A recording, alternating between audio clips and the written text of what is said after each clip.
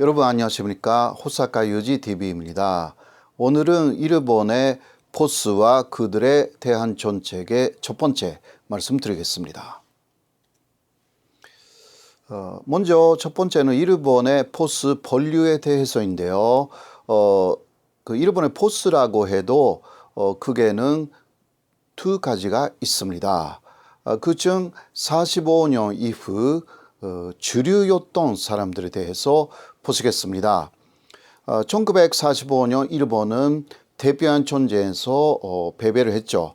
이후 샌프란시스코 강화 조약을 수용한 사람들이 있습니다. 샌프란시스코 강화 조약으로 일본은 자신들이 패전했음을 인정하여서 새롭게 독립되었는데요. 자, 이러한 사람들을 일본에서는 포스 본류라고 말하는데 이들의 기본적인 생각은 태도는 이런 것이었습니다. 첫 번째는 샌프란시스코 제재를 수용합니다. 그 뜻은 일본이 침략국가였다라는 것을 인정하는 것입니다. 포스라고 해도 일본의 포스 본류는 일본이 전범 국가였다, 침략 국가였다라는 것을 기본적으로 인정합니다. 그리고 두 번째는 평화헌법을 지키려고 합니다. 평화헌법은 일본이 전쟁을 다시 하는 것, 그리고 그 무기, 군대를 보유하는 것을 금지해 있는 거죠. 이것을 지키려고 합니다. 그리고 세 번째, 그들의 특징은 미국하고 협력하려고 하는 데 있습니다.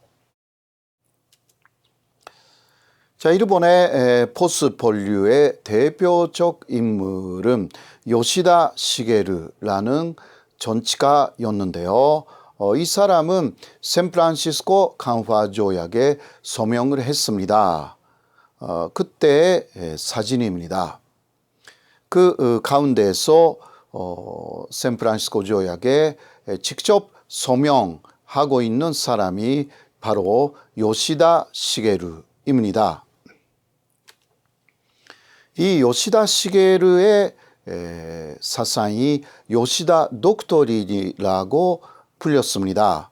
요시다 독도린은 이러한 내용을 갖고 있었습니다.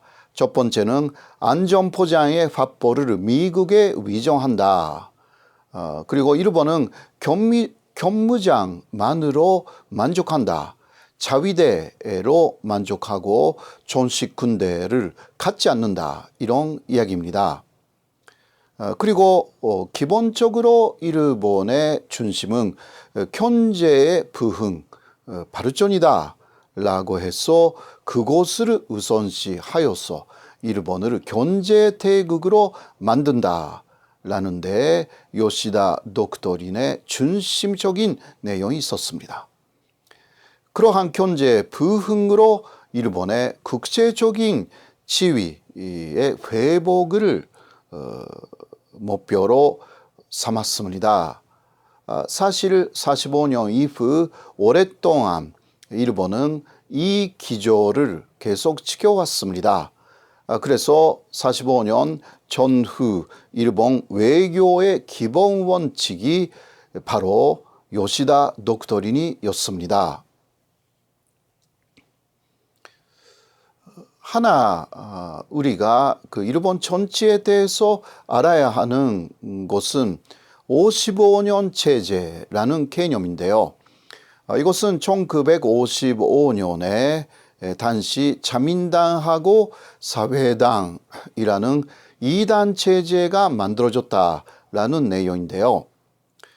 1955년 사회당이 그때는 두 개로 나눠져 있어가지고 우파하고 좌파가 있었는데 통합이 되었습니다.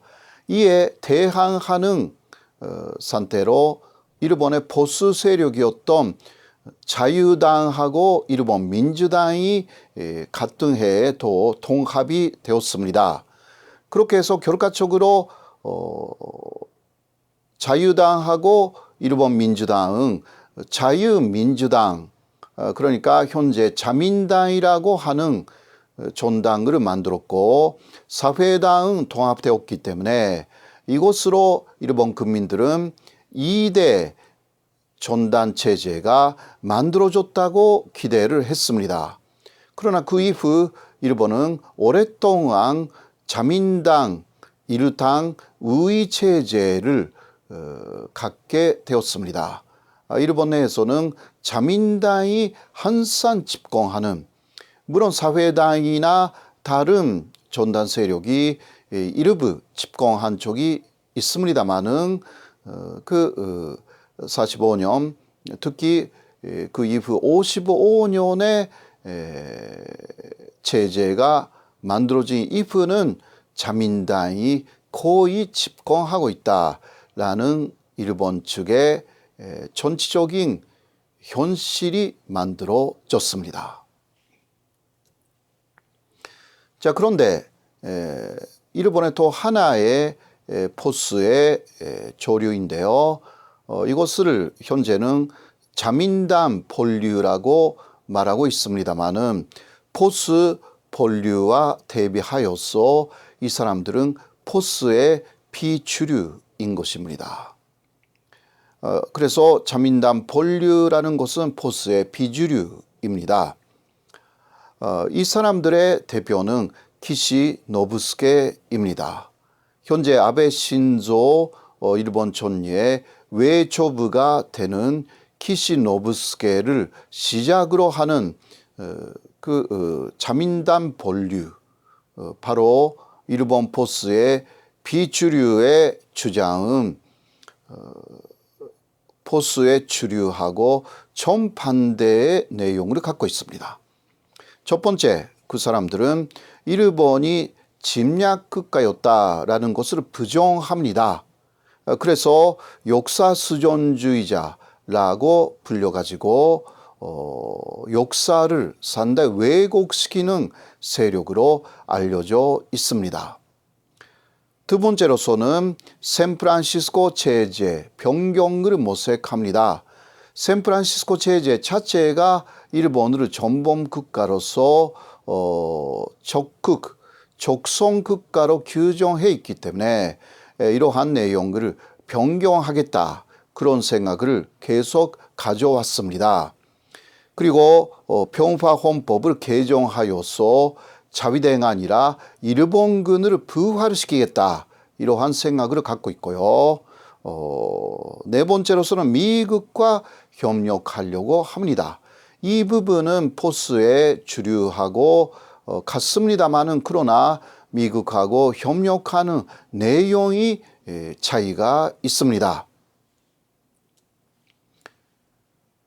자, 포스의 비주류의 손내는 바로 일본군 부활인데 그 본질적인 내용이 무엇일까요? 특히 아베 정권의 주장이라는 것은 이런 것입니다. 태평양 전쟁에서 일본이 패배했기 때문에 전범국가가 된 것이지, 혹시 이겼더라면 일본이 현재와 같은 전범 침략국가의 낙인을 받지 않았다, 이러한 이야기를 하죠. 그리고 앞으로는 일본 군대를 부활시켜야 한다. 그렇게 해서 항상 미국하고 함께 전쟁을 치른다면 최강 미국하고 계속 전쟁에 이길 수가 있을 것이다, 이렇게 주장합니다.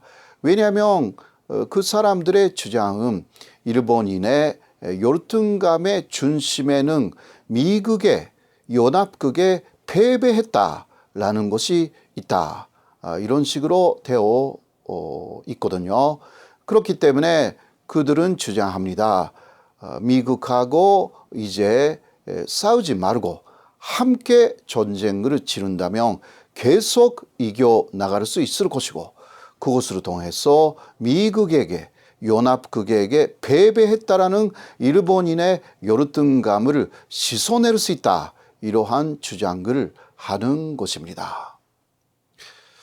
바로 이것이 미국과 같이 전쟁하는 일본 만들기, 이것이 현재 아베 정권, 나아가서 일본의 키시노부스케로 시작된 비주류의 기본적인 전략이자 생각입니다. 오늘은 여기서 마치겠습니다. 감사합니다.